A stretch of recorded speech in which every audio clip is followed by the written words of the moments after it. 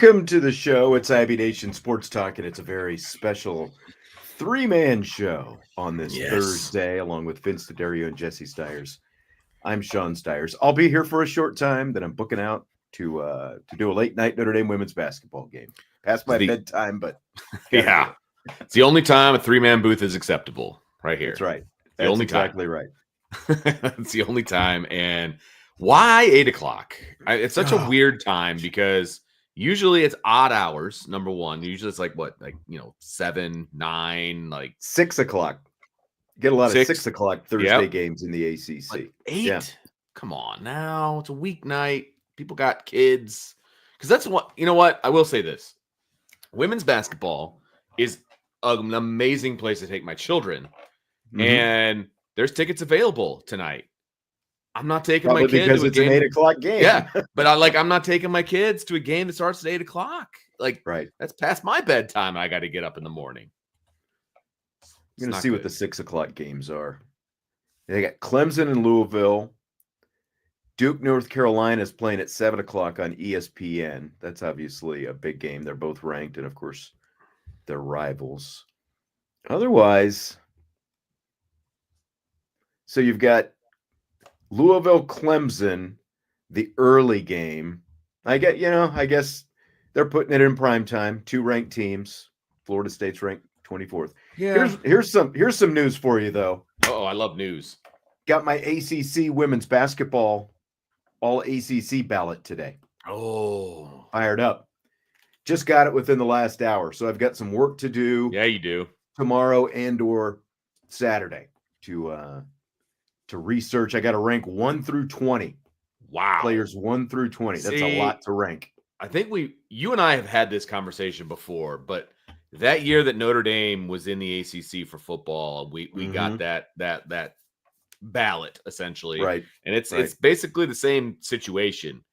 I went through it and I looked at it, I was like, this is way too much work. And I did not have the depth of knowledge about every single team. I know. To reasonably and feel good about submitting that ballot, and not just looking like a freaking homer. You know what I mean? And so I didn't even turn one in because I just didn't think it was fair. At least that's how I am. Basketball might be a little easier. There's less players on the court. You see them all. It's kind of my concern this year is, there are obviously 4 Notre Dame players who deserve to be first team all ACC. And I've got to figure out how to rank them so that it doesn't just here's all my Notre Dame players 1 through 4. The top 4. You know what I mean? Got to be fair to it, But I feel like they're probably, you could easily put top 2 and definitely I've got to figure out how to position. Yeah. I've got to figure out how to position Leah Tu King and Sonia Citron correctly. Well, Sonia should be all defensive team. What's that? She should be on the all defense team if that's a thing. I don't know if that's a thing or not. There is an all defensive team, but both of those are going to be in the top 10. They both deserve to be first team, but you got to get them ranked high enough to potentially offset how other people might vote them. So it's crazy. All right, that's the thing. It's just don't feel good about it, man. I don't know. You're better at that kind of stuff. You're better politician than I ever was. So Jesse sits silently and he's like, yeah, whatever. He doesn't want that smoke. He doesn't want that work. We're not old. Funny. We're not that old, okay? Gosh. What's up, everyone? 4 minutes and 37 seconds into the show, we hear from Jesse. So you guys are going to be doing – you've got a Gene Hackman question coming up in rapid fire. Unfortunately, they discovered him and his wife and their dog, actually. Yesterday, I guess, and the reports came out this morning. He was 95 years old. He had been around, That's the part that's crazy to me. You look at him, he doesn't look like he's 95. He hadn't acted in, I think, at least 20 some years. So, yeah. He still attends the Golden Globes and stuff like that. And I see him, and I when I looked at him, I did not say, wow, that guy is 95 years old. For a guy who's almost 100, he's looking pretty good. Well, was. This is the one you guys will be doing your favorite Gene Hackman. Of course, Hoosiers is, at the top of a lot of sports fans list. And, it's a Sure. great role. Norman Dale. I'm just going to go, Unforgiven is one that he is known for as well. I'm going to go a little bit more underrated. The one Joe was talking about, the one in the submarine, Crimson Tide. Crimson Tide. Along with Denzel. Great movie. Great underrated. Hopefully, well, go ahead. I can't say anything because it's a question later. Okay, you're saving it. You're saving it. You know what? What about We're not saving it. We're doing it now. I didn't listen. The question for rapid fire was oldie but a goodie. That was a good one too, Papa. I've never seen that one. I have never seen that one. That's the one with the car chase, like the famous car chase, right? One of the most famous car chases ever. Yeah. Right. So the rapid fire question was, what's your favorite Gene Hackman movie? So Jesse's going to have a smaller thing to choose from, I think. And we needed your perspective on this anyway. That's why I didn't necessarily like it for rapid fire, because you weren't going to be there. So we're going to do it right now. So okay. Crimson Tide is yours, right? Is that what you're saying? I would say top 3. Crimson Tide. Okay. Unforgiven. I like his role in Unforgiven. Unforgiven is a little longer and slow paced, especially for a Western. Than it's like it's special, but still his role really good. And then of course Hoosiers would be up there as well. Okay. What about Mississippi Burning? Another highly acclaimed. Or The Firm with Tom Cruise. State. He was really good in The Firm, actually, too. He was like a young Tom Cruise. Good ones. Yeah. It was 1993. I saw everyone roasting me about Gene Hackman. I did my research. Could you come up with them off the top of your head? I feel like if Jack Nicholson, those movies were made. I feel like if Jack Nicholson hadn't done A Few Good Men, like he would have been good for the general. Ooh. Like like Gene Hackman barking out, "You can't handle the truth," and that whole thing. Did anyone guess mine? Hoosiers Replacements. The Replacements. Nope. Ooh. Well, come on. What do you got? Don't leave us hanging. Superman. Oh, okay. Fair enough. Been a while since I've seen that. Long time. He was a very he's an underrated Lex Luthor. I will give you that. And he's like one of the only Lex Luthors who had hair the vast majority of the movie. And did he have hair? I thought he was bald. He had it for a good amount of time. Yeah, the curly, like real curly hair. It's been a long time since I've seen that. Yeah.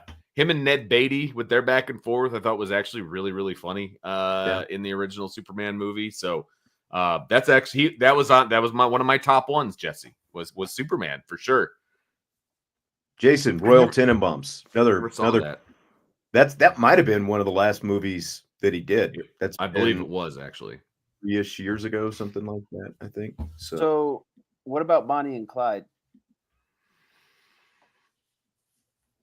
I just hear about it. I can't say I know anything about it. I've probably seen it once, and it's probably been at least 40 years since I did. So, are you just going through his IMDb and throwing out movies? At this point, yeah.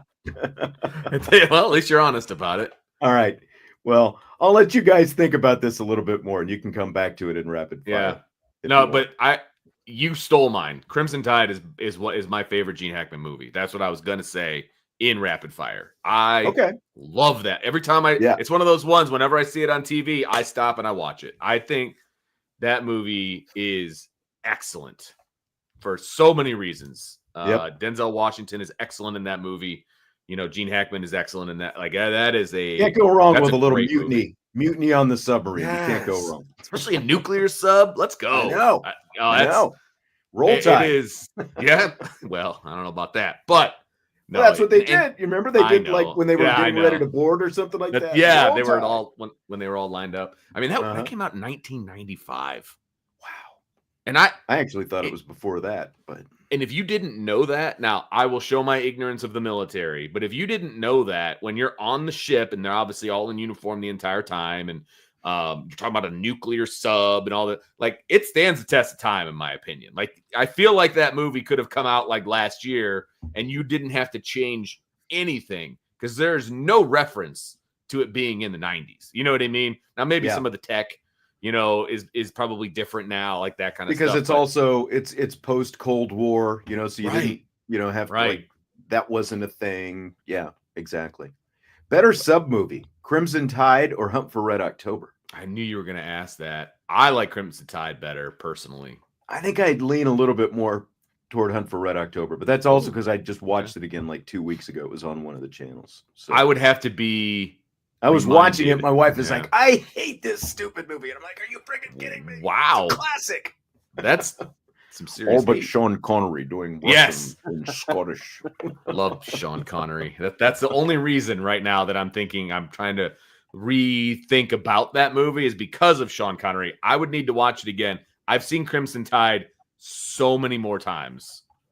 So it's I've seen Hunt for Red October so many more times. I haven't seen Crimson Tide in a long time.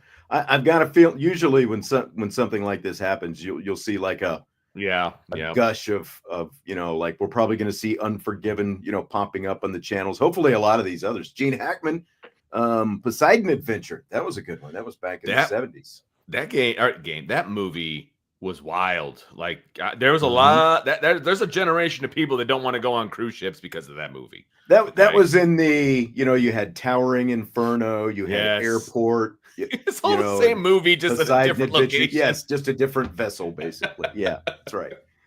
Yep. So many fresh ideas in the 70s, Yes. So. Yes. All right, let's talk some football. We got to meet. If we have to. Yeah, I know. We got to meet Notre Dame's new assistant coaches, defensive coordinator Chris Ash and running backs coach Jwan Cider yesterday. So we've got a few cuts from each of them that we're going to talk about today. And I thought that since there are three of us here, and I'm only here for about 45 more minutes, so it's probably a good thing that we shifted out of Gene Hackman movie talk and into the actual football talk. But so there's three of us here. So what I'm going to do, I've got 9 cuts, 1 through 9. Let's go. Do you guys have your lists in front of you? The most recent one that you sent, yes. Okay. Revised. You guys are going to get to pick what we're going to talk about. So we'll start. First. Jesse wants to go first. Okay. All right. Which cut do you want to talk about first, Jesse? I want to talk about Seider and his. Just give me the number. recruiting. Give me the number. 3. There's numbers by each. 3. Okay. I did it. Really? I did it to make it easier for all of us, baby. So that there was a number there, and we didn't have to guess and have me scrolling back and forth through this whole thing. So, Jwan Cider, Jesse wants to talk a little recruiting philosophy. Want to hear it? Here it is. Well, I mean, it's about relationship. I think establishing relationship, establishing trust with the players, but it's not just the player, it's the family. Those kids didn't get there by themselves. It's the mom, the dad. It may be the grandparent that's raising that kid. It may be the uncle. It may be that person at the school that you don't think about. It may be that custodian that's really close to that guy, or whoever that may be. And to me, it's just find out the decision makers. Who are they? Who's helping this kid to make decisions, right? Because there's a transitional world we're in right now, right? With NIL and revenue sharing that's come along. But at some point, it's got to be even, right? And what's going to separate when Notre Dame can pay this and Ohio State can pay this, Penn State can pay that? It's relationships. Because we can all say we got the same things, but in the day, if that kid can come to me because I built the best relationship, well, there's a little bit of trust and there's a little bit of, okay, I can trust this coach going to develop me. He's going to be there through my tough times because every kid going to go through homesickness, right? Whether you 15 minutes down the road, you're on your own for the first time. Mom not there making your bed or fixing you breakfast. So it come down to relationship, and then it come down to outworking people. If you're going to sit around and not going to communicate with the kid and the parent, well, somebody else is. And to me, I never change as I'm going to outwork you. I take recruiting the same way I take coaching, the same way I play. Like, I want to be the best at it, and I hate losing, so I'm going to do everything I can to get my opportunity to win. I wonder how many janitors he's actually hit up and connected with to make to get a recruiting win. I mean, I don't know, but like listening to that, as important as recruiting is and keeping this thing going, I feel like I think we all have felt pretty good about Jwan Cider through this whole thing, but like I think you have to be very confident hearing that, don't you, Jesse? Yeah, I think you have to be very confident. I want to say, first and foremost, he looks like the cool uncle, if we're being honest. Like, seeing him he's got the nice little mustache. He's got a nice little haircut. He's got like that Notre Dame track jacket on. I thought he was looking good up there. But a guy that I would want to like hang out with, and like he said, trust and have that open line of communication with, essentially at the end of the day. But the thing that stuck out to me the most in the audio was the very last part where he's talking about, I take recruiting just as seriously as I take coaching, just as seriously as I did, as a player when I was playing in college. And that part's awesome to me, because I think sometimes, the recruiting stuff, depending on where you're at, isn't taken as seriously, or take a back seat. There's not as much hard work going in. And so when he's up there talking about, I take recruiting just as seriously as, all the other important aspects of being a coach, I think that's huge and kind of monumental to hear, and especially if Notre Dame wants to continue building this running back room. I think what I took out of that was, look, I think we could all agree that recruiting is 90% perspiration, 10% inspiration. Like, it's what you put into it is what you're going to get out of it. And if you're not a hard worker and you're not in it every single day, you're going to lose some battles. Mm-hmm. And it sounds like he's willing to be in it. You know what I mean? And I think that's huge. I think that's massive. He doesn't like to lose. Awesome. I think the janitor comment is hilarious, but I guarantee you, the only reason he came up with that is because at one point in his career, he had to do that. Yeah, he dealt with a janitor at one point or another. He dealt with a janitor, and so now that's the first thing that comes to his mind, right? I think he won't be outworked. The room he had at Penn State, I think, says it all. He beat out Notre Dame head to head for the Singleton kid, right? Mm-hmm. So he's clearly going to work, his butt off. And now, what I love about guys like that, guys that have that go get 'em attitude when it comes to recruiting. Now you put Notre Dame on their chest, you know what I mean? And everything that Notre Dame has behind them. So not only are you going to outwork people, but now you've got that machine behind you. The brand behind you. Yeah, I like that. That's a great place to be.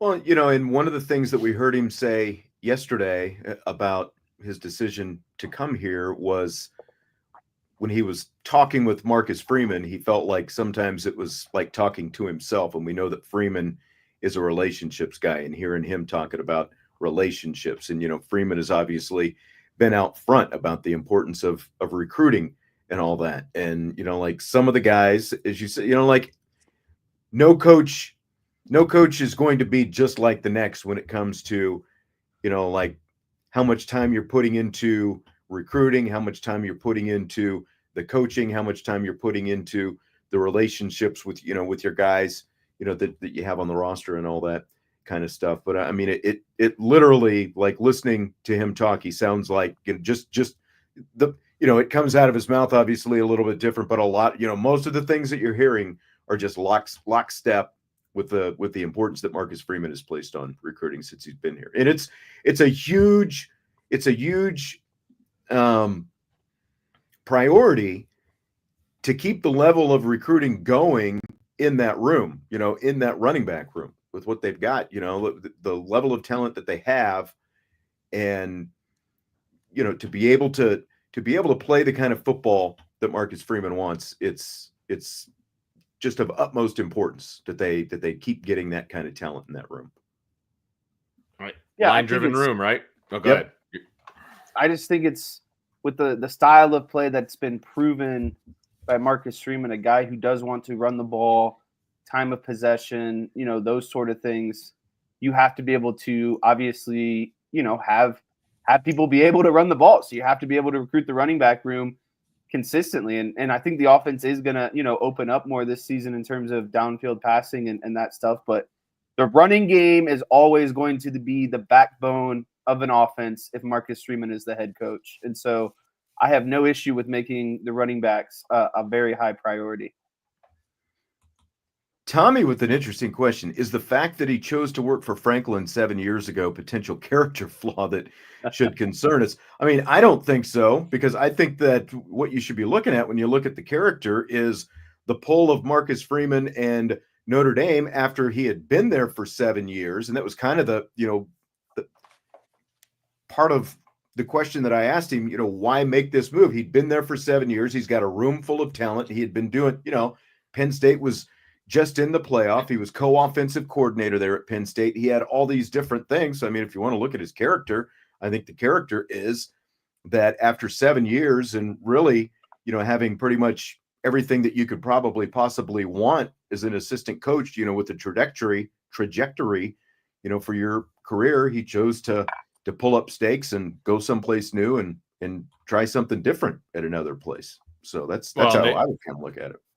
And they kept promoting him and they kept adding to his title, and they clearly didn't want him to leave. You know what I mean? And so I think that says a lot, and especially the reason that he decided to stay. And this was a major opportunity for him. He was at Florida for 1 year, but other than that, he wasn't really at big time college football as a coach. Penn State was that first opportunity, and he was only just the running backs coach for 2 seasons. And then he was getting promoted and getting promoted and getting promoted. And then finally, obviously, moves over to Notre Dame. So, look, he was the most valuable coach that they had on that staff. Okay. So, he knew his worth, and James Franklin knew his worth. And so he stuck around. So I don't think it's a red flag. I almost think that, he was succeeding at his job despite being on that staff. How about that? There you go. All right, Vince, you're up. What cut do you want to listen to? So I want where is it? I want cut number 9. Cut number 9. All right. That kind of leads us right into something that somebody just put in the chat over there. Yep. So we're going to go to Chris Ash and the new defensive coordinator. He, of course, his position group background is with the safeties and the secondary, but he has arguably the best secondary coach in the nation on his staff with Mike Mickens here. So what kind of involvement, what's his role on the staff going to be? And, how does this Mike Mickens kind of factor into that? Yeah, I'm going to walk around and be able to observe all coaches and all positions. And, talking about Coach Mickens, he doesn't need my help. He's a great coach, great person. He's done a tremendous job here coaching the secondary. And I've known Mike for a long time, and he does a great job with the players. So, Vince, what do you think that dynamic's going to look like? Well, if he's smart, the dynamic is going to look like you just do your job and we'll be good. He obviously knows the caliber of who Mike Mickens is. And, he doesn't know it on a day in and day out basis, but he'll soon learn what that looks like. You know what I mean? And so I'm hopeful that there's not a whole lot of meddling. It's like, look, hey, this is our philosophy. This is what we want to do. Now go do your thing. That's what I'm hoping that it is. And it sounds like it probably is trending in that direction. Yeah, Matt's asking, how's our relationship with Mickens? I mean, if you're talking about the Royal Hour, like Notre Dame, I guess is what you're saying. Like, I mean, he announced that he's coming back. So I think it's as good as it can be. Again, I think that it goes to the core of the relationship that he has with Marcus Freeman. I don't know, Jesse, what do you think? I think there's conversations behind doors that we're not ever going to know about or be privy to. And, probably some gentlemen's agreements on some understandings of, things going forward.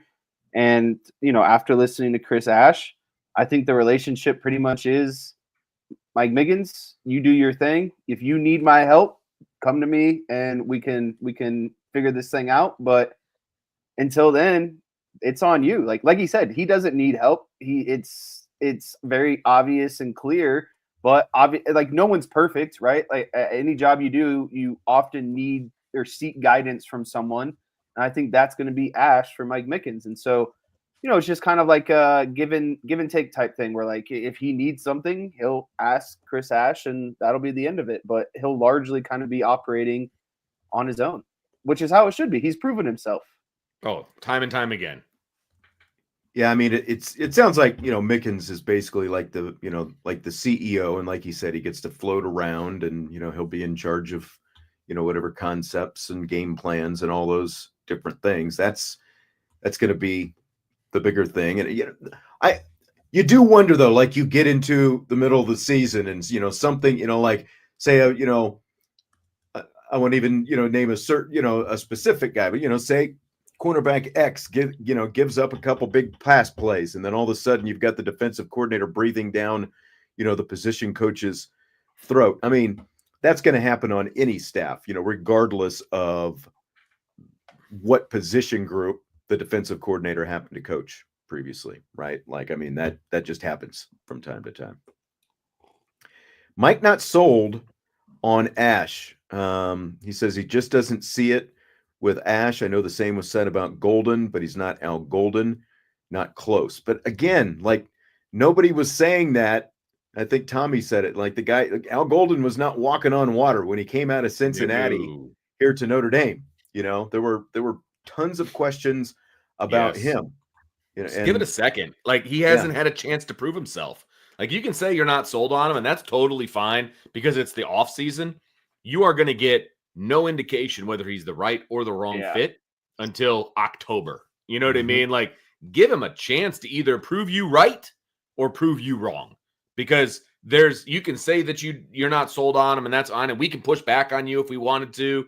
But at the end of the day, none of us know. None of us know how he's going to be as the defensive coordinator at Notre Dame. None of us. So here's what I got. Give him a chance about it. Is I agree with everything Vince is saying. Give him a chance. And the reason why I'm going to give him the benefit of the doubt until proven wrong, Marcus Freeman hired him. Marcus Freeman vetted him. Marcus Freeman interviewed him.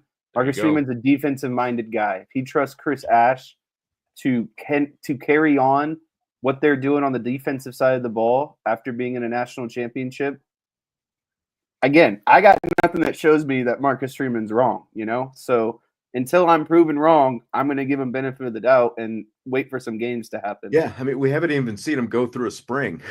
Right, seriously.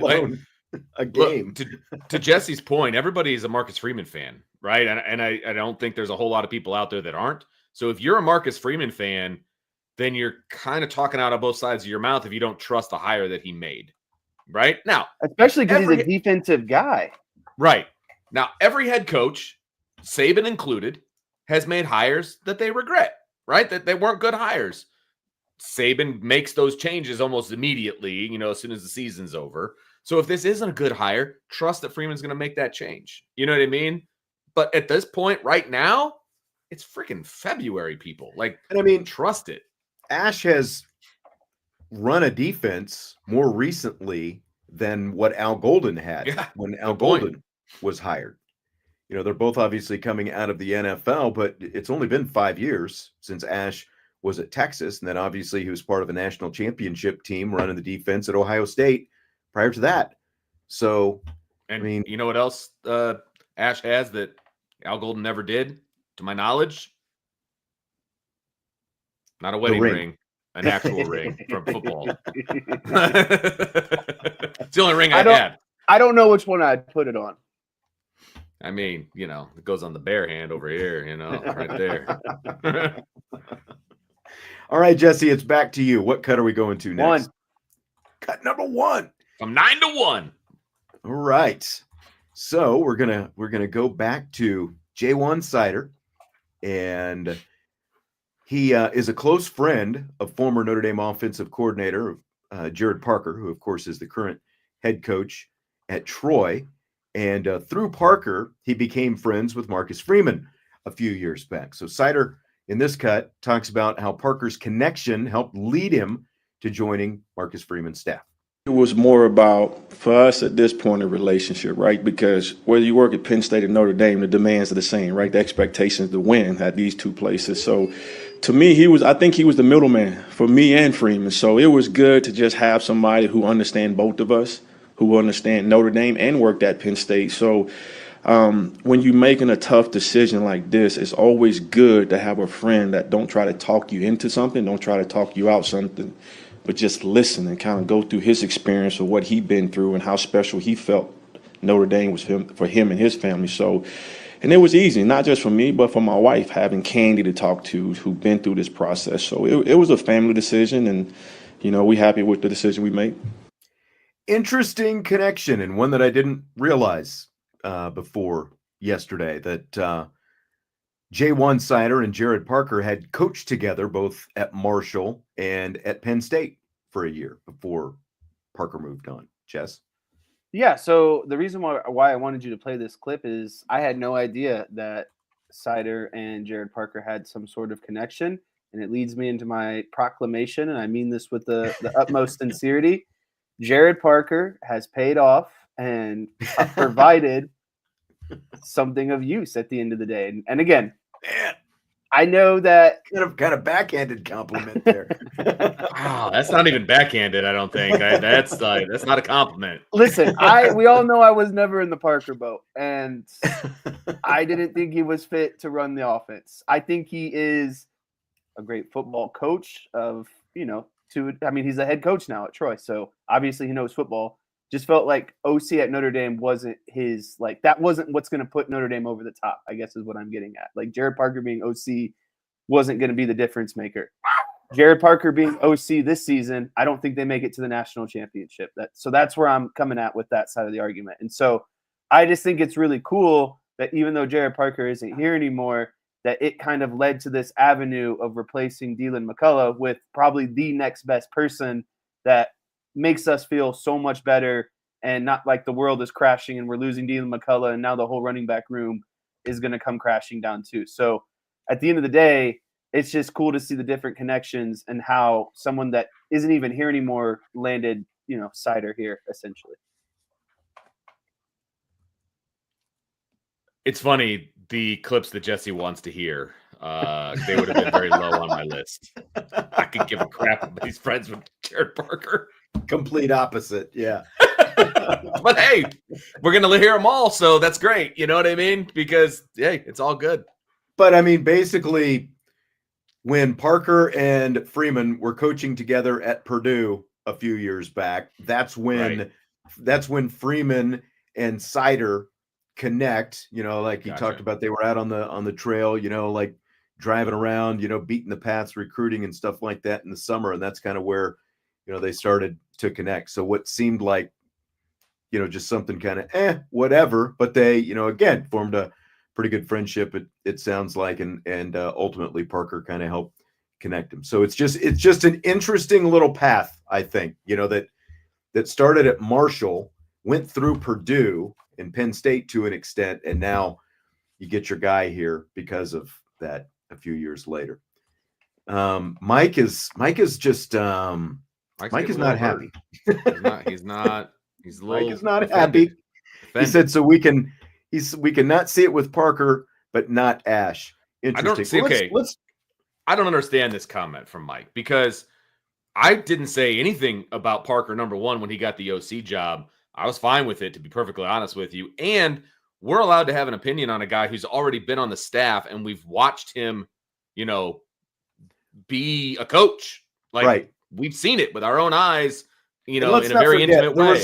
There were some circumstances in there as well when Freeman wanted the guy, from Utah, was not able to make that happen, and then so they end up going to Parker. And let's also not forget that even though things didn't maybe necessarily look perfect offensively last year, they set a lot of records, but they still scored a lot of points and won a lot of games with Jared Parker as offensive coordinator. And they were in a national champ. Oh, sorry, you're talking about Jared Parker. Yes. Right. Did you have something else you were going to add there, Yeah, Jess? go ahead, Jess. This is my conspiracy theory. I just wanted to get it out there. I still think it was the master plan to turn down guy from Utah, stick it out with Parker because they knew Denbrock was going to be. It was all a big conspiracy theory, huh? Okay. Why in the world a year in advance would you have thought that Denbrock was going to be available? Yeah, hey, we're gonna turn down Utah. We're gonna go to Jared Parker. We're gonna get him a head coaching job. Why it's a conspiracy and then we're gonna go to theory. It doesn't have to make sense. Listen, in my opinion, you would have had a better shot at getting Denbrock the year before. He coached his quarterback to the Heisman Trophy as opposed to a year after. Like you would have had a better shot getting him then than you did when you actually did get him. So hey, this is my push theory. Back on your theory. I'm pushing back on it. So Mike also says, let's not act like Marcus has hired great guys. Chancey Stuckey. Ash may be great. I hope he is. I love Marcus, but he certainly has made coaching mistakes.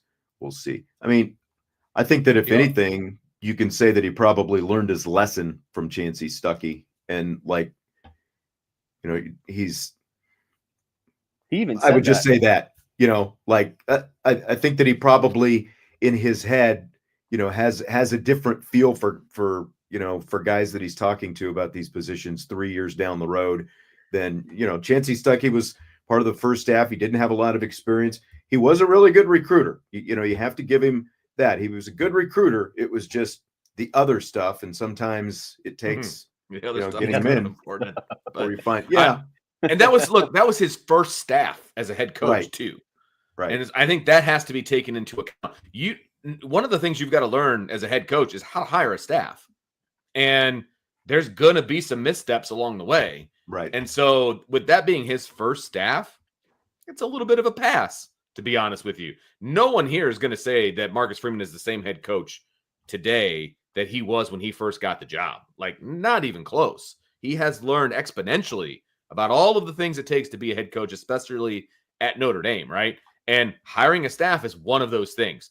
And you're not going to bat 1,000 hiring a staff. As I mentioned before, Nick Saban did not bat 1,000, you know, hiring a staff. He batted 1,000 on getting rid of those guys, though, and then trying to find somebody else. You know what I mean? Like time to show him the road. Right. He saw the problem and got it fixed, but he did not bat 1,000 when it comes to hiring a staff outright.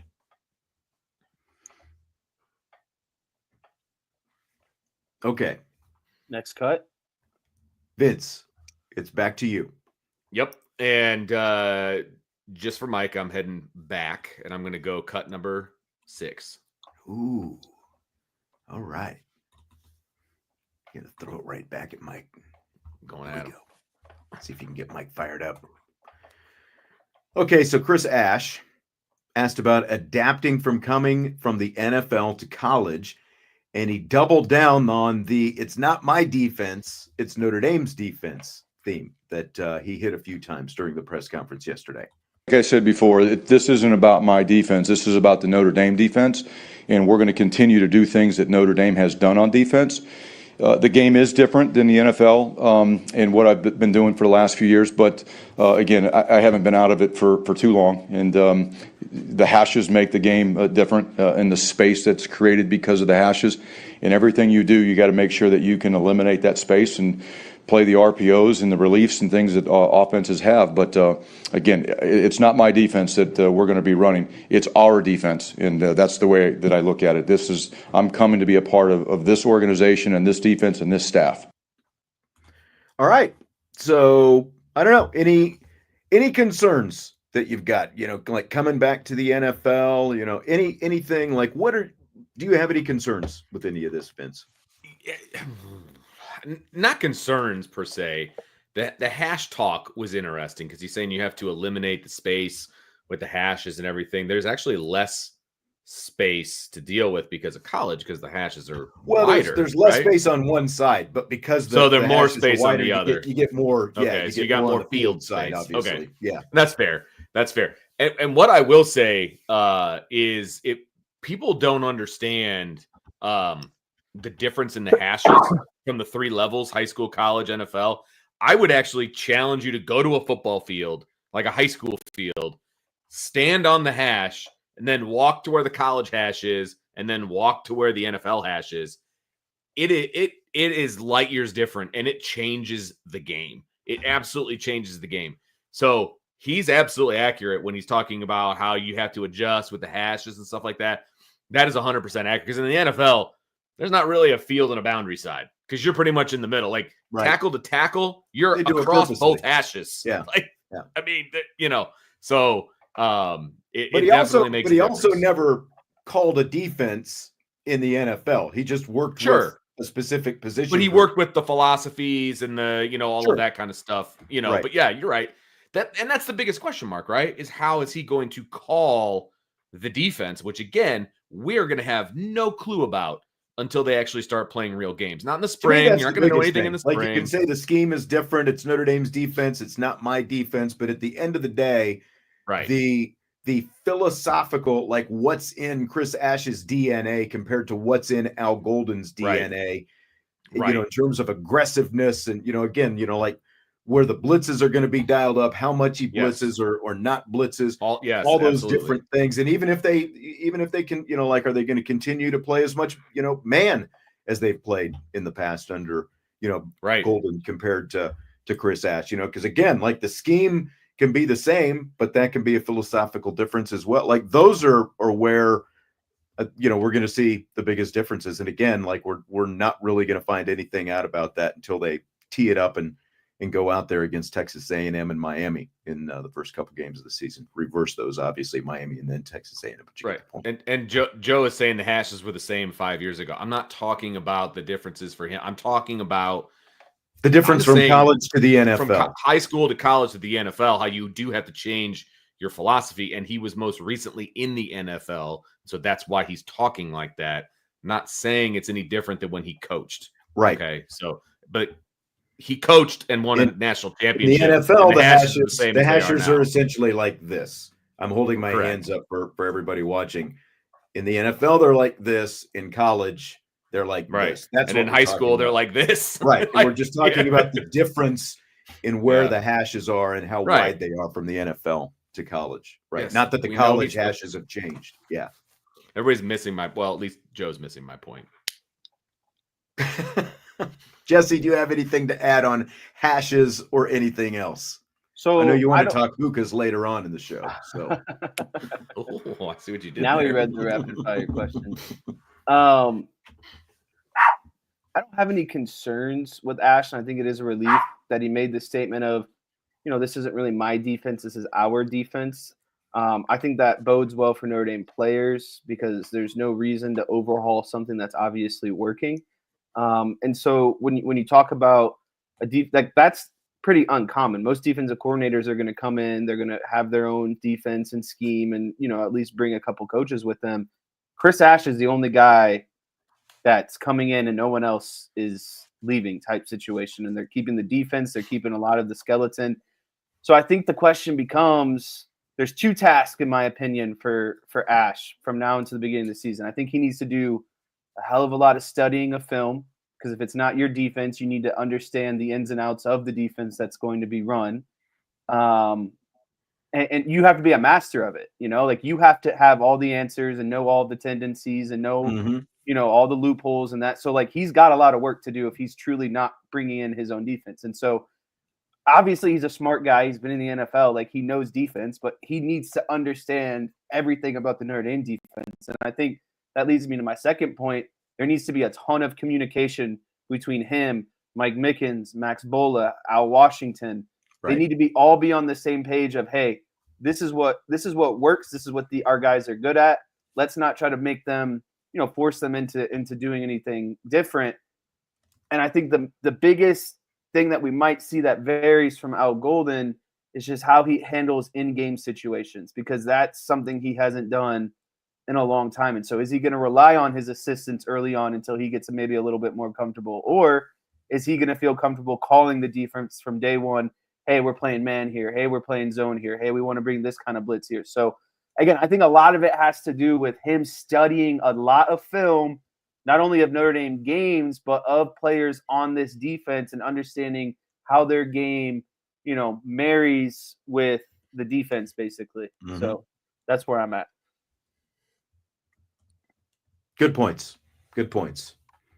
And the question, Mike, I mean, I guess the simple answer is yes. Ash will be running Golden's defense. It's a defense that Golden ran. Or, as he said, and I'll just go ahead and play cut number 5 to go along with this, because I'll call an audible, because it kind of just plays into this whole. Yeah, I think we might have played this yesterday, but it's, you know, again, just kind of reiterating some of this stuff. I'm here to become one of them.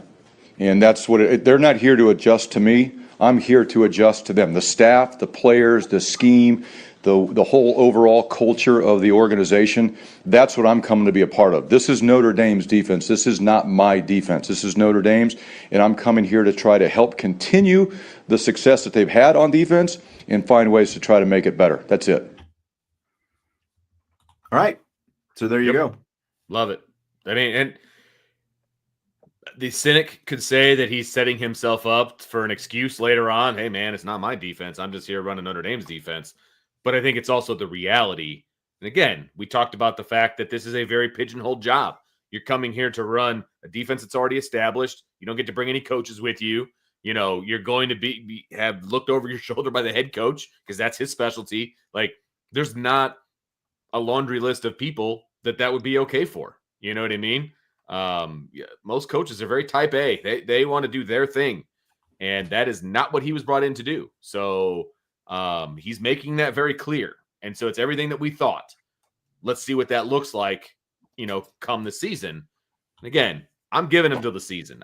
You're not going to be able to tell anything from a coordinating standpoint in the spring. You're just not, because he's not going to show you anything. Like, I remember when Mike Elko was hired that first spring in 2017, and we would go out there. It was when they were still practicing in the Loftus, and, you know, you'd watch him stretch and you'd watch him do a few drills. And, you know, Clark Lee was his linebackers coach, and Clark was sprinting up and down the field with the rest of the linebackers and stuff like that. But other than that, it was just a very monotonous spring. There was just a lot of hyper emphasis on, you know, a lot of little fundamental things. Gotta get good at the drills. Yeah, that's right. About, you know, like just being good at that. Like, you could see no evidence that they were going to, you know, rise from the ashes of the Van Gorder defense in 2016 to become what they did, which was a very respectable defense in 2017 in that season that Elko was here. And obviously that continued for a couple more years, you know, with Clark Lee before Clark Lee went down to Vanderbilt. But you literally, that spring, there were no hints that like anything was coming from what we were seeing. And, you know, again, like, so much of this is going to look the same. You know, they're going to run guys in and out. They'll probably work on some specific package, you know, sub packages. We saw a lot of dime, it feels like, last spring, and, you know, just all these different, you know, and they experimented with some guys in some different positions, like Jaden Osbury playing more nickel and those kind of things. And then that didn't really materialize as much during the season. But I mean, that's where, and you can kind of speak to this, Jesse. I know you've talked about it before. Like, the spring is where you have some opportunities to do those kind of things, because you're not preparing for a game every week. You're just, you know, you've got the entire spring to work on certain things, give some different things a look, see if they're going to work. If they don't, you scrap them. If they do, you know, you kind of put them in your back pocket and you move on. Yeah, I mean, spring practice is a couple things. One, first and foremost, it's a time to learn the playbook for anyone who doesn't know the playbook. Two, it's to nail down the technique stuff. So like a lot of position drills, and so stuff becomes second nature. So at linebacker, it was a lot of like dip and rip drills, reading guard pulls, just like, so things you don't think anymore. It's just second nature. That's the type of stuff that you want to emphasize. And then I would say the last critical part of spring is a lot of what you talked about, trying guys in new spots, seeing if things might work out. And honestly, it's the biggest opportunity for the guys on the depth chart, like 3 through 6, you know, can they rise up? Can they show enough? Can they, you know, use their opportunity and make the most of it? Spring practice isn't for 1s and 2s. Maybe at quarterback this season it is, but spring practice largely is to allow everyone else to catch up, you know, and that maybe that's technique. Maybe that's, you need to learn the playbook more. Maybe that's a new position that's better fit for you, whatever it might be. That's what it is. It's just an overall it's really a learning session, but you're actually out there with pads on, you know? Johnny says Al Golden became good at adjustments from series to series, not just half to half. Wonder how adept Ash is at that. He was. And I will say, that's one thing I remember when Al Golden, you know, at his introductory press conference, less than a week after the Super Bowl, when he showed up, it was just a few days after the Super Bowl when he was introduced at Notre Dame. He talked about, in the NFL, you have to be able to adapt and adjust like that. So whether or not, you know, Ash again is at the same speed, he is like Golden coming from the NFL. So, and Golden, remember, was a position coach. He wasn't a coordinator in the NFL. He was a position coach. So Ash has kind of lived that experience in the NFL as well, where you do have to make those kind of quick adjustments like that. You want my conspiracy on Ash? Oh boy. How many conspiracy theories are you going to hit us with today? He's going to follow the Golden route. And then when he leaves, Mickens steps in. Okay. So 3 years down the line. Ash gets his position on the NFL staff. And I think Mike Mickens is, kind of handed the keys to the domain. And I think, honestly, Jesse, to your point, and Mike says, so Ash leaves the place he says he was happy at, claims he was contacted to come run someone else's defense. Interesting. I think it's exactly that. Look, right now, and we talked about this on Wednesday's show, Sean, you and I, Freeman's kind of a kingmaker as far as like his assistant coaches going out and getting promotions. That's what he's doing right now. Yeah. Saban was that guy, and I'm not saying Saban and Freeman are on the same level, but it's a similar situation. Guys come to Saban's staff, then they go off and they get promoted. It's a win for both sides. Guys are coming to Freeman's staff. They're going off and getting promoted. This is a path, right? And if he's trying to emulate what Al Golden did, this is a great chance to do that. And look, again, they share the same agent. So true. Marcus Freeman's agent knows that Freeman is looking for a defensive coordinator when Al Golden is leaving, whether they had a direct conversation about that or not. Marcus Freeman's agent knows. And he's like, oh, well, I happen to know this guy who's working in Jacksonville right now. He's been a, defensive coordinator in college, won a national championship. He's got experience. He'd like to get back into, being a coordinator in college, so here's his number. You can call, it's really just that simple. I don't see a whole lot of, deep conspiracies around that. The fact that they share the same agent and agents are going to do everything for their client, so. Yep. Absolutely. That's double double commission, baby. Clip 2, and then you're out of here. All right. I was going to say, I've got to cut out here. You're not leaving. In a little bit. Got to get Clip out. 2. I might be able to give you a little more time. All right. So we're going back to Mr. Seider. Need balance, Vince. Quit it. Jesse is all in. All right. Go 4 then. Go 4. Vince wants 4. Okay. I'm going to have to. We're messing up the behind the scenes. No. It's for some reason the video didn't process earlier. So we're going to go to 4. We'll call the audible here. I'm going to get 2 ready. We'll go to 4 right now. So cut 4 is Jwan Cider on spring priorities. You kind of know some of the stuff they do well already. I want to know what they do not do well. I want to know the weakness so I can help them grow in that area. One thing I told them today after we broke this morning, I'd like for you guys to text me 3-5 things individual that you want to grow in that area. And a lot of times when you get that information, you may be able to design a drill that can help. It may be contact balance. It may be, hand placement and protection. But you're only going to know your blind spots if you really recognize them and you own it. Hey, I may be a guy who can only run with the ball in my right hand. Maybe I need to work a little bit more with my left hand. So you just try to find those little details and help them grow.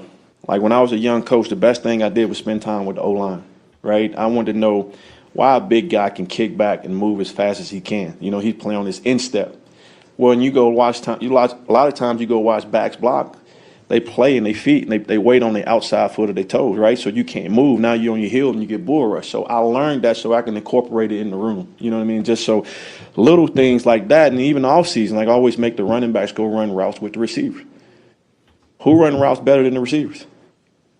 Maybe tight end, but at least you learn that part of the game so you continue to grow your game, because the guys that want to play on Sunday are going to be 3-down backs, right? That's the guys who are going to make the money. That's the Saquons of the world. That's the Kid Gibbs in Detroit. So you try to give them examples because that's who they want to be in the future. All right, Vince. There's a lot there. I heard you cheering there at the beginning. What do you think? I love it, man. He wants to know everything. And he goes to the O-line drills and he goes to the wide receiver drills. And man, I dig that big time. And making these guys aware of what they're not good at, and making himself aware of what they're not good at. That is absolutely the place to start, because if you're looking at a highlight film, you're going to see the good stuff. I like the fact that he's asking them, what do you think?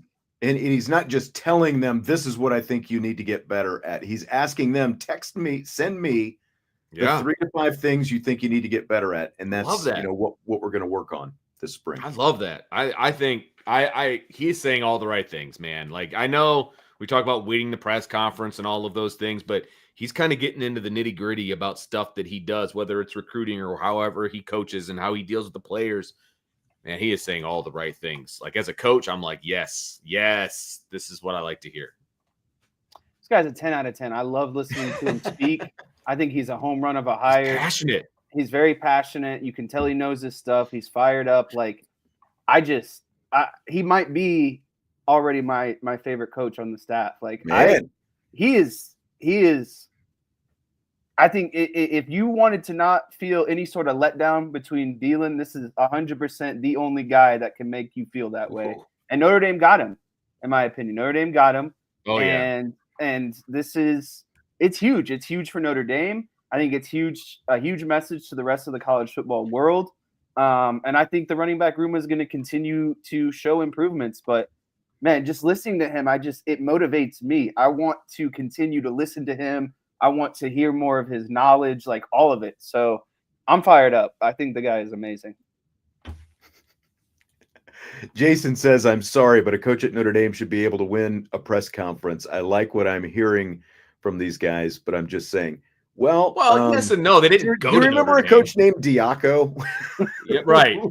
Like, just do you because remember, they work at Notre Dame doesn't mean they went there. And that's right. There's a difference. I'm just that's saying. right. That's right. You know.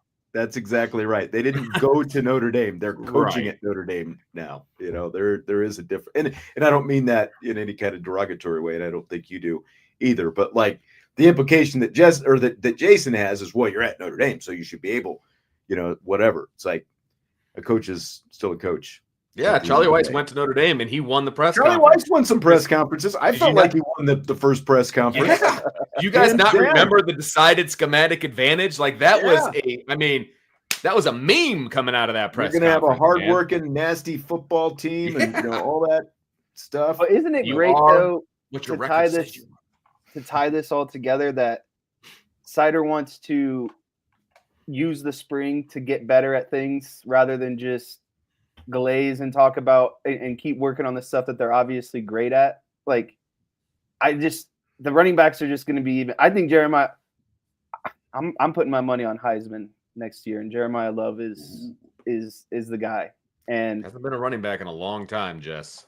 I know, but listening to Henry. I mean, listen to Seider, knowing what Love is capable of. 10 years now, get the knee a little healthy, patch up some of these weaknesses that they were talking about. I'm pretty fired up about the whole situation. Let's hear this next cut before we anoint Jeremiah Love as the Heisman Trophy winner. Let's hear what he has to say. Here's Seider talking about the running back rotation. Well, when you go recruit these kids and you sit down and you talk to the family, you talking about taking care of their kids, right? We talking about the one position that everybody trying to hit you. All 11 at some point are trying to hit you at this position, whether you run the ball, blocking, you catching the ball. So. And then there's a part of us, if we get these high-level players that's going to play on Sundays, we got to make sure these kids leaving out with tread on their tires, right? And you may play 60 snap a game, but I got to make sure my best players in for the right 30, 40 snaps of the game. So when I can, you can take a Jeremiah Love and give him a break because he needed and have him strong in that fourth quarter to go win a game like he did versus us in the Orange Bowl, that's smart coaching. It's like game planning. You don't always call a pass play. You're going to mix some runs. You're going to mix some screen. Well, it's the same way with navigating the room. Now, you got to earn what you get, right? And I believe that if you can go out there and show me you can pass protect on third down, because I'm big on, to me, that's where the trust come in. Knowing you can protect that quarterback. Because every guy in that room want to play on Sunday. Well, if you can't protect Pat Mahomes, you're not going to be on the field. So we always going to start with the foundation of protection. Because if I'm teaching you how to run, we recruited the wrong guys, right? And I'm an ex-quarterback, so I can kind of tell them and unexplain what it's like to play next to that guy quarterback. So it makes them understand the little things that you do and why you got to do them. I mean, it always starts with pass protection, and I think that's usually what fans don't want to hear because you just want to see like the next guy get on the field, and it's like, why isn't he on the field? Well, when it comes to this position, usually it's because they don't pick up the blitz well enough on third down or second down or whatever it happens to be. But, I mean, he obviously understands the importance of a rotation because he just had 1,000-yard backs at Penn State and, like, combined, like, they're both juniors. They're both fully content, it appears, because they came back for one more year at Penn State even, and they're still splitting time. They've got combined a little, like, I think it's like 5,600 yards or something like that. I mean, this started at the NFL a few years ago where, like, you started to see more, splits in the backfield. You couldn't get through a season with just one running back, and obviously adding games, has added to the importance of that. And it's like it took a while, but it's come to college as well, where you're seeing splits like this. But again, if you're recruiting at the level that they're recruiting and you have the talent and you can split the carries and, like he said, not put the workload on one guy, like probably would have been nice if Boise State had some other guy who they could have taken a few carries away from Ashton Genty, for Genty's career specifically. But he obviously gets it, and it's important. And if you're going to recruit at that level, you've got the kind of guys that you can feel confident in splitting that up with. I feel like he walked out of a meeting straight from Jeremiah Love when he started talking about having tread on the tires and like all of that, because we know that's what his family wants, and that's what Jeremiah wants. You know what I mean? Like when everybody was like, "You got to feed him more, you got to give him more carry," like that's not what he wants. Like he wants carries that are important, but he doesn't want the bulk, right? And so it just sounded like he came out of that meeting like, "Yep, this is what we're gonna do, and this is what my guy wants us to do." But it's true though. That is what we're looking at right now. And with the depth that they've got in that room, you can do that. And I think that's really important. I don't retract my statement. I think Jeremiah Love is going to be more efficient with his carries, and we will see more home run hits than last year. It's not about the amount, it's about what you do with them. And I think if he can get that total touchdown number up, because that's what counts in college football, scoring touchdowns, I think he's got a chance. Well, and he has a chance at game like moments, Heisman moments, right? Exactly. Because he does those hurdling guys, breakaway speed. Yeah, like he's got a chance at making those plays that you're going to remember throughout the season, and you do kind of need that from a PR standpoint. Momentum shifting plays. I think it's going to help him. The defense plays. It's going to help him that Notre Dame went to the championship game. Absolutely. And like the 2-yard run against Penn State, that's in people's memory. The 98-yard run against Indiana, that's in people's. But that's the run that are going to stick with people going into next year. That's the run that convinced Seider. He just didn't know it yet. I think the run that convinced Seider was the touchdown. Yeah, the touchdown run against Penn State. Yeah, that's what I mean. That 2-yard run that convinced him. He didn't even know it, but that's what it was, right? He's like, "Ooh, I got to get over there. I'm going across the field." Since we're on the subject of rotation, here's what I'm going to do. I'm going to start this next cut. You're just going to leave? And I'm going to bounce out, and I'm going to let you guys discuss it. This is Chris Ash talking. So I'm heading over. Just so I do this before, I'm heading over to Notre Dame now. Got a basketball game to call tonight. Notre Dame, Florida State. So I will talk to you guys later. Enjoy rapid fire.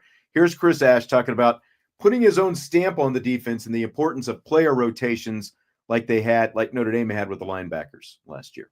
It's not my stamp. It's what the players have earned the right to do. If players have earned the right to play, it's our job to find a way to get them to play, whether it's a rotation, it's a personnel package, whatever it may be. We want the good players to stay here in our program. Good players want to do what? They want to play. So it's our job to find ways to allow them to play. We're going to play our best players, but we also want to understand that rotations are important, personnel packages are important, giving them an opportunity to go out and impact the game. That's really what we want to do.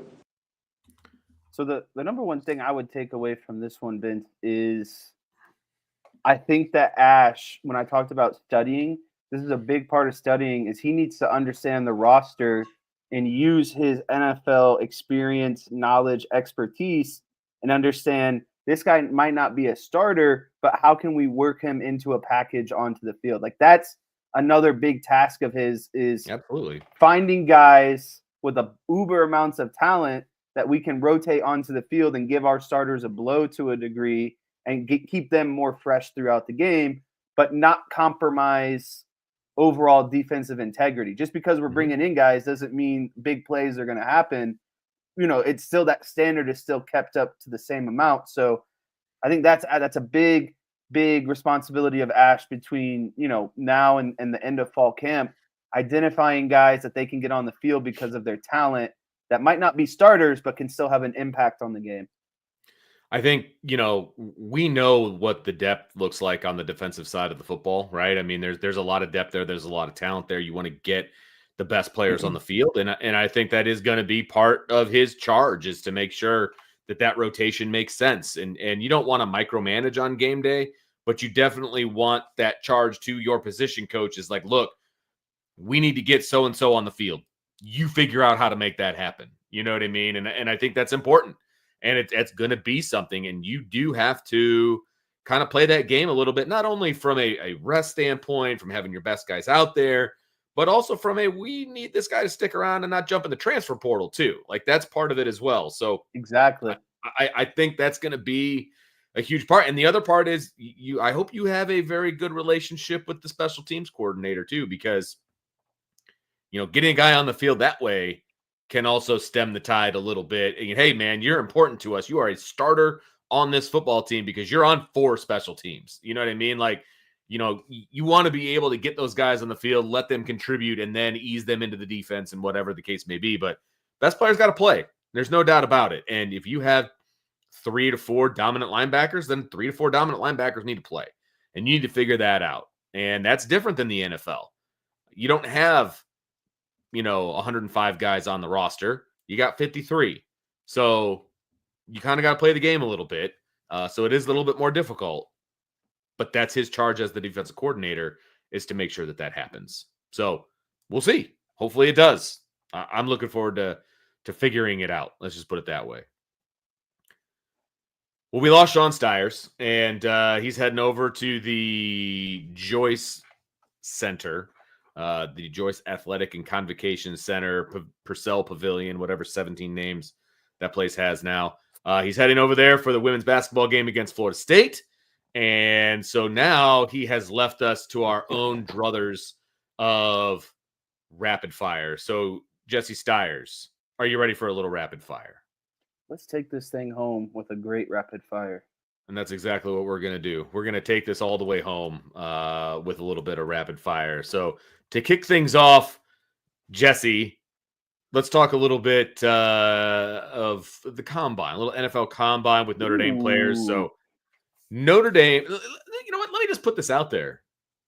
I think this is the first time that you have primarily been the author of rapid fire. You like that? I was on a roll today. I don't know if you knew, but I was on like a 5-minute heater. I was like, you know what? I'm just going to knock this thing out. Dude. That's why I sent you the GIF of the video game. He's on fire because you were, man. It's just like I loved it. It was a perfect meme. I was like, this is great. Oh yeah, I could tell. I could feel it, and it was fantastic. So see, now everyone's gonna yell at me if the questions suck, but I'll take that. I'll take that to the chin. Yeah, it's okay. Sometimes you're the one in charge. You got to take the glory, and you got to take the criticism. It's just the way it goes. I'll even give a disclaimer for all those out there who might be like, oh, what stupid Cowboys or Cubs questions are going to pop up in rapid fire? None of them. None. 0. Yeah, 0. Very impressive that there are 0, by the way. So yeah, 100%. All right, so the first one, like I said, NFL Combine / Notre Dame. So Notre Dame defensive tackle Howard Cross being asked to participate or to partake in football drills or in fullback drills. Is that what that means? Is that what FB means? Fullback? Yes. Fullback drills. In fullback drills at the Combine is blank. That changes the whole aspect of this question, by the way. I was like, why would they not ask him to participate in football drills? Fullback makes so much more sense now. All right. Go ahead. Turn the gears a little bit. I think it's intriguing because the reason why it's intriguing is to me it shows Howard Cross's overall athleticism and probably, to a degree, well, I guess in the NFL they use some of those big fullbacks, but again, it shows maybe his maybe he's a little bit undersized. We all know that for a defensive tackle, I think. And so, when you're undersized and you have a bit more athleticism, how can we, maybe work you in other ways? And that's not saying he's going to be primarily a fullback. Maybe there's a team out there that wants him as a defensive tackle, and they're like, hey, we want to use you in a couple fullback packages as well because we really like your athleticism, your physicality, and the way that you can, get on blockers essentially. And so to me, it's intriguing because I think it unlocks maybe another part of Howard Cross's game that we weren't familiar with quite yet. I love it. I think, as a coach, what do you want from your players? You want versatility, right? Yeah. And if you can bring in Howard Cross and You know what he can do on the interior of a defense, right? And you're going to have your question marks because he doesn't fit the mold from a physical standpoint, right? From his height and all that. He doesn't fit that mold. Okay, I get it. But let's think outside the box a little bit because he makes plays, okay? And if you're going to bring him onto your roster, what else can he do, right? And we know that the fullback is a lost art in the NFL. But if you've got a good one, you can make some things happen, right? And so maybe he's a part-time defensive lineman and a part-time fullback. Part-time and part-time equals full-time, baby. And that makes you that much more valuable. And so I think if you're Howard Cross, you're like, hell yeah, let's do this. You know what I mean? Like, you've got to be excited about the opportunity because it makes you that much more valuable. Well, like you said, the most important thing you said there was value. And on a team where you only have so many roster spots, think of how valuable it is to have a guy who can fill 2 spots. So now you can give an extra roster spot to someone else because this guy can play fullback and defensive tackle. You know what I mean? So it's like the way that you're helping the team in so many ways is just great. And so I think it just shows to me the overall kind of completeness and athleticism that Howard Cross has as a player that might have gotten taken advantage of to a degree. Well, and I also think that he can that it shows they trust him as well, right? He's a football guy. Yeah, I mean, his dad obviously was in the NFL. You know, they trust that he's got the mental capabilities to make this work and make it and figure it out, right? So I love it. I would not be upset if whatever team I rooted for had a Howard Cross on it that was playing on both sides of the football. Like, how cool would that be? That would be awesome. I just would love to hear Howard Cross touchdown, like that would be pretty, after having none in college and just to like hit a fullback dive maybe in the NFL and get a touchdown. Tommy's got it right here. Fullback trap, baby. You bring that as long guard as he doesn't across, fumble, right? Let's go. Fullback trap. There are very few plays on this planet that I like more than a fullback trap. I'm not going to lie to you. I am all about it. I'm all about it. I love a good trap play, man. And you give the big guy the ball who gets all the blocking done. Let's go. Fullback trap, baby. Tommy, you and I are on lockstep there. Lockstep. Let's go. All right. Do you buy or sell Tom Brady and Matt Stafford? And I'm using the air quotes, right? Coincidentally running into each other at a ski resort. I 100% sell this, Vince. And the reason why I sell this is, one, the Raiders are dog crap at quarterback, and Tom Brady is minority owner. Matt Stafford has been given the green light by the Rams to explore other options as a quarterback. And you're just telling me that you're randomly linking up at a ski resort, and I think it was like in Minnesota or something, or Montana. It was in Montana. Like Montana. It's in Montana, and that's where Brady has a home, by the way. So you're just telling me all these things randomly, all the stars aligned, and the Raiders have some good draft picks, and Stafford's aging, and it kind of sounds like the marriage between him and McVay with the Rams is slowly kind of turning ways now. It's a big sell for me, and I don't mind that at the end of the day. I don't mind that they're meeting up or whatever. Just, you don't got to act like it's a secret or that it's a coincidence, Like, I think it's great that Tom Brady is trying to bring in someone like Matt Stafford to the Raiders, who has experience, who plays at a very high level, who can bridge that gap until you maybe develop a younger quarterback at the end of the day. So, again, I have no problem with it. I have a problem when you're just blatantly lying and be like, yeah, we just randomly are at a ski resort in Montana together. Look, if I'm not mistaken, when Stafford was with the Lions, him and McVay went on vacation together. And all of a sudden, McVay let's have him as a quarterback for the Rams. Let's make that trade. Like, these things don't just happen, folks. Like, and anybody that says that it does is naive, or they're just lying to your face. And in this regard, let's just be honest about it, folks. The Rams said he could look around, right? So it's not like this is subterfuge. It's not like they're trying to be on the down low, the DL, like that. No, it's out in the open. The only person on the down low is Tom Brady. I think he's the only reason why this is like hush hush. Just, save it for the booth when you're pretending like you're not a minority owner of an NFL team. But in this regard, I would do the exact same thing that both of them are doing. You're exploring your best options. I have no problem with that whatsoever, to be perfectly honest with you. So just be out front about it, man. Look, we're trying to make our team better. And so we're looking for what we think is the best quarterback that's available. All those things are true. You know what I mean? It's okay. And if Matt Stafford ends up as the quarterback of the Raiders, all of a sudden they're a viable team, in my opinion. I mean, if they can run an offense that is conducive to his skill set, he still has gas in the tank, in my opinion. So I think they're going to be just fine. And who wouldn't want to play in that beautiful stadium in Vegas? Not that he's not playing in a beautiful stadium in LA, but like he's just trading one for the other. Do it. More stuff to talk about for us if Matt Stafford goes to the Raiders. So I'm all for it.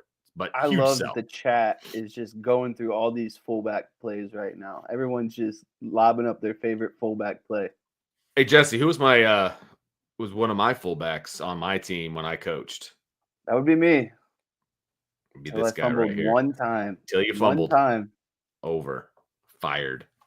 You don't fumble. I would have. Yeah, but Vince, I could have been a tremendous fullback. You really held me back on the offensive side of the ball. Your running backs coach, by the way, and nobody even cares about this conversation at this point. But your running backs coach is now an assistant coach where I currently work. It is official. It is official. Well, I hope he ruined some kid's life because they fumbled the ball one time. And you can tell him I said that. I think he's going to be coaching pass catchers, but we'll see what happens. You know how much skill I could have brought to the offensive side of the ball? We saw the one-handed catch at tight end. That's what I mean. The athleticism and skill was there. I was being handcuffed. It's not my fault. There were like four running backs who could run like sub 4.4s, 4.5s at the time. I mean, some missed opportunities there in the future, but that was the other head coach's fault. Moving on. Yeah, okay, there we go. You and I could talk about it, but anyway, let's move on. So, rapid fire. Buy or sell. This is all you here. Buy or sell trading a 25-year-old superstar because of supposed drinking and hookah habits. I mean, Vince, come on. Whether you like the NBA or not, it's absolutely outlandish to trade a 25-year-old superstar, one of the most upcoming stars in all of basketball, because of these alleged, poor drinking habits, hookah habits, not taking the conditioning seriously, yada, yada, yada. Vince, I got one question for you, and you can even answer this without the NBA, without the lack of NBA that you watch. Do you think the Dallas Mavericks make the NBA championship last year without Luka Doncic? No chance. Exactly. And what do we know about teams who play in the NBA championship? They play the most amount of games in the entire season, right? So what's a guy supposed to do when he's playing longer than everyone? He's, having a little celebratory drinks here and there. And it's so funny because there's this clip that goes around after they won the Western Conference Finals last year. Luka's in the tunnel and he's with his dad and he's drinking a beer. And then one of the Mavs, ownership guys comes. He just takes the beer out of his hand. Just doesn't say anything, doesn't look at him, just takes the beer out of his hands and keeps walking. And so, it's just, I get it. These guys are professionals and you want them to treat every moment like a professional, but man, there's times to celebrate. Kid's 25 years old and taking you to the NBA Finals. There's no reason to just sever ties because you think he has these alleged issues. So that's where I'll leave that one. I will say that we don't know all the details. That's what I'll say. Now, if he's just an occasional social drinker, whatever. If he's coming to practice hammered and coming to games hammered and can't put the drinks down, okay, different discussion, right? So, and I don't know where on the scale he is, right? Is this a legit day-to-day problem, or is this just, are we overreacting to being a social drinker and having a celebratory beer? I feel like it's someplace in between, and I don't know. I don't know how to answer this question because I feel like I don't have all the facts. If he's a social hookah smoker and a social drinker, then I don't really care. What you do on your off time is your off time. But if it's affecting his, him being on time, him, the way he practices, the way he plays, like, then we got issue. Like, I would have more of an issue with the fact that he clearly is overweight and looks kind of lazy on the floor. Like, I would have more of an issue with that than I would with the other. Now, is the other contributing to that? That's what the argument they're trying to make is, you're a bit overweight, your conditioning is lacking. We told you, right. But we continuously see you drinking a beer or, doing whatever at the end of the day. So, right. I guess my only other counter to that would be like, how many professional athletes do you see though, like sharing a glass of wine or having a drink or all those guys go out to the club, you know what I mean? And so it's just like, it is what it is. And look at the most prime example is Jokic, the guy for the Nuggets that keeps winning MVPs and going to NBA finals. And it's the same thing though. Off time? What's he doing? In his off time, he doesn't do anything. He goes back to his home country and rides horses and donkeys and there we go. And parties. And so why is there a different standard when clearly, when you have one of the most talented players in the world and they're working hard, like everyone wants some time just to not do what they do, Vince, like not everyone wants to be submersed in their basketball duties 24/7. Like there's just a thing called being a human. And if like you said, if Doncic is just showing up hammered and he's got, hookah resin all over him and all that stuff, okay, I get it. But the guy took you to the NBA finals and almost won the thing, like that just, he's not doing that if he's incredibly out of shape like you think he is. All fair points. I'm just saying we don't know everything. That's all I'm saying. For sure. Fair? Yeah. Fair. So, I just don't think you burn that bridge at 25 knowing how much your fan base, loves him. And it just depends. Like, how much was he butting heads with management? Like, what were these conversations like? Are they telling him just to cut it out completely? Conversation? Right. Yeah. Like, those are all pieces of this puzzle, in my opinion. If he was just telling management to go, fly a kite, I'll do whatever I want, whenever I want. I don't know that I want that guy around. You know what I mean? Like, I don't know. Like I said, I'm trying to look at it from whatever everybody's point of view on this one, because it's not my lifestyle. It's not the kind of stuff that I do. So I'm trying to take my opinion out of it, right? Mm-hmm. And it does matter what the actual, results on the basketball court is. And is that, I think the bigger question is just, is that result sustainable with these extracurricular activities? Well, I think that's the argument, is they see him as a depreciating asset. They think his career is going to quickly go downhill and that he can't sustain this level because of, lack of conditioning, and because of the lack of conditioning, the injuries that have popped up. And now you're doing the same stuff we told you not to do to maybe, prevent some of the weight gain and all that stuff. So it's just, it's so hard to wrap your head around. Yeah, right. Exactly. Completely agree. I feel like they pulled the trigger too early. But I think they just saw an opportunity and they took it. You know what I mean? Like, that's how I feel it went down, because they certainly was not an equal trade. I just thought it was awesome that, they played, Lakers and Mavs played Tuesday night. Yes, they did. Luka had a 20-point triple-double, and the guy who basically fired him was sitting in the stands watching. So sitting courtside, wasn't he? Like, that's kind of ballsy too. I think that's pretty poetic justice at the end of the day. Yeah, that's fair. All right, let's do a little college hoops. Our buddy Rick Pitino, he's everybody's buddy. He's everyone's uncle, basically. Yes, he is. Rick Pitino has clinched a share of the Big East regular season championship. It is blank that he has now won 5 regular season championships with, 5 different programs. I think it's legendary. The word I use is legendary. That's well done. Legendary.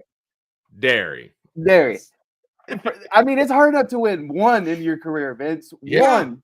But to win 5 with 5 different schools, like that's the definition of saying I don't give a crap where I'm at. You give me 10 guys, and we're gonna figure this thing out. You know, because let's think about it. He did it with Louisville, did it with St. John's. I had the other 3. I can't think of the other 3 right now. Kentucky was one of them. The other 2, I'm not so sure. But still, to be honest with point still proven. Yeah. It's legendary to show up and say, you know what? I don't care if I'm at this school, that school. We're going to figure out a way to win. And not only are we going to figure out a way to win, we're going to be the best darn team in the whole conference. Like, that's legendary status to me. That's like, no one could say anything to you at that point, you know?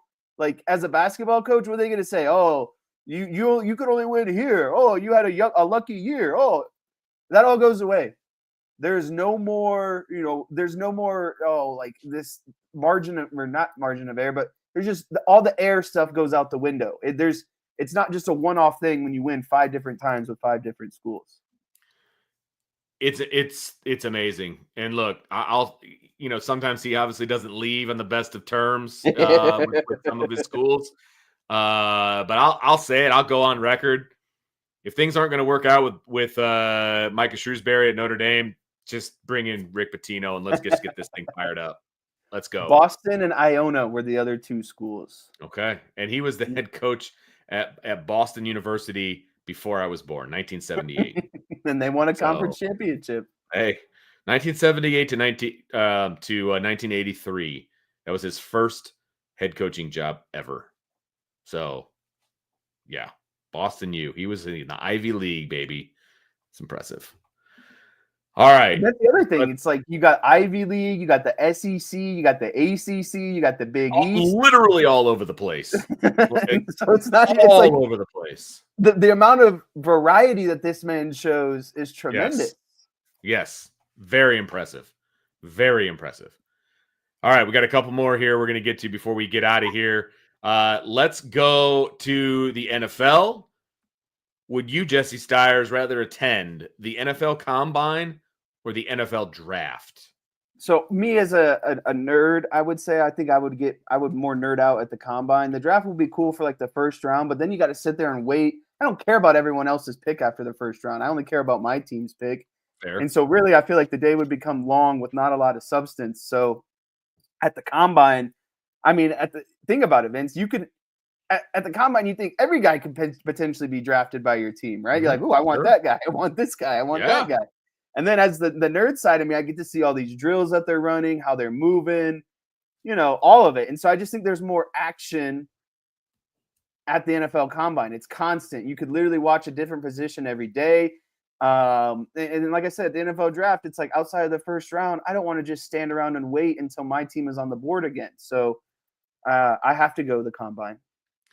I'm going to take this I'm going to put a different kind of a spin on it. So I am going to look at this as I want full access to the war room for the NFL Draft, and I want to be in whatever meetings that these coaches and GMs are having with players. Okay, I want to be with a team. Okay, so if you're giving me the option of hanging with a head coach and a GM and all that at the Combine, or hanging in the war room at the NFL Draft for the entire draft, I'm going draft. Like, I want to be in the room. I want to hear why these decisions are made. I want to see some trades happen. On the fly. All of it. Like, I want to be in the room, man. Now, I think it would also be fascinating to sit with some guys at the Combine and sit in those meetings with players and, see what these coaches think of these drills, and do they even think the drills are worth it? You know what I mean? Like, where's your head at when you're watching the 40? You know what I mean? Like, I want all of that information. So I would take the draft, but it would be close because I would love to pick the brain of everybody involved. I think it would be so much fun. So much fun. That's like a bucket list thing, and it'll never happen. But I want to be in a draft. You'll be an NFL coach. Come on, stop that. Oh, I would love that so much. All right. What is your favorite NFL Combine event? So I think everyone de facto is going to say the 40-yard dash. So I'm not going to be lame like everyone else. Fair. I like to see there's 2 drills. I like to see the wide receiver gauntlet where they're running over them like sideline to side. Yeah, sideline to sideline. I love the wide receiver gauntlet. And the other drill I like is seeing the linebackers kind of drop into coverage, basically. Like you got to kind of have to – there's a cone drill. I don't know the exact name of it, so don't quote me or don't get mad at me or yell at me when it's not exactly it. But there's a drill where you kind of have to – you're moving forward, like you're filling down on a run fit, and then you got to come back and drop and get into your pass drops. I think as a former linebacker, it's cool to see – I mean, I was never a guy who was fluid in coverage. Like, let's just be point blank about it. I was a run stuffer, and I was really good at it. I wish I could have played in the NFL like 20, 30 years ago when like all middle linebackers had to do was run stuff, because I would have been great. Yep. But needless to say, knowing my deficiencies, I like to see how other people do and how fluid they are comparatively, So it's like, because that's the difference maker at linebacker these days is how can you move in space and help out in coverage. So I love those kind of drills. It's a great question. I am just not like a combine guy. You know what I mean? You're like not the guy who throws on NFL Network in the No, background. not in any stretch. Man. Like I could go to the combine if I wanted to. Like it's right down the way. It's in Indianapolis. You know what I mean? Like, and it does not take much, by the way, to get a credential to go to the NFL combine. Like it does not take much. So we could definitely do that if we wanted to, Jesse. And maybe we should someday. But that would be a nice little trip. I'm going to go off the beaten path, and I'm going to say the 225 bench because I'm always in awe of guys that can just move that weight around, man. Like 100%. That's where I'm at. I'm going to go 225, repping it out because I love watching like the strength coaches just like scream and yell, and like I think that's fascinating. I think it's hilarious. Could you get one up, Vince? Could you get No. 22? Not a chance. Zero chance. Do you know how many Dylan could do? I do actually. He could do it twice. Nice. Yeah, and he's the freaking kicker. So yeah, it's funny. He told me the other day. He's like, "Dad, I knew we were in trouble this year when I was one of the strongest people on the team." And I was like, "Ooh, yeah, that's trouble. Yeah, that's not a good. That's scene. trouble." Now he's very strong, but he's like, "Yeah, I knew that was going to be a problem." But anyway, yeah. Tom, I don't know how many you could get. I think in the day, I was maxed out around like 18 to 20. That's pretty good. Was right about where I was. And what about I actually had this day right now? Yes. That's a good question. I did do some 75-pound dumbbell bench press this morning. So it's hard to say because like you gotta feel the weight, Vince. Like I couldn't just go throw 225 on there right now, and like if you gave me like 2 weeks and I could like feel that weight for a couple, I could definitely get you 10. I could get you 10. Wow. That's impressive. That's impressive. There's no chance. No chance. Zero chance. I'd say 8 to 10. I would wager on myself to get 8 to 10. Okay. We might have to make that happen. The off season is here. Like we don't really have a whole lot to talk about. So our show is going to be the Irish Breakdown Combine. Just have a combine. Oh God, can you imagine if everybody that works for Irish Breakdown did a combine? I think we might have to do that. We can have people like set over unders on our times and reps. We can go run the 40. We can do. I mean, I do have access to a high school. Like we can make this happen. I'm just saying. DK says I'm trying to get my son beat up at school tomorrow. They'd have to catch him first. So that would be that. He's pretty good. He's a sprinter, DK. So just saying, he did go to state for sprinting.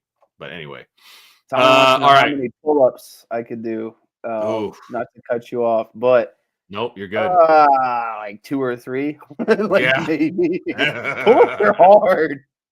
Yes, pull-ups are very hard. Johnny's accurate. Ambulance on standby. They wouldn't even have to be on standby. They could be right there because they would be needed. Like there's, I don't, and I mean this in every way. I think my dad would win that combine. Really? He's put together. I will say he that. works out every day, Vince. He every day. Yeah. So if there's someone that's not going to get hurt, it's probably him because he at least works out every day.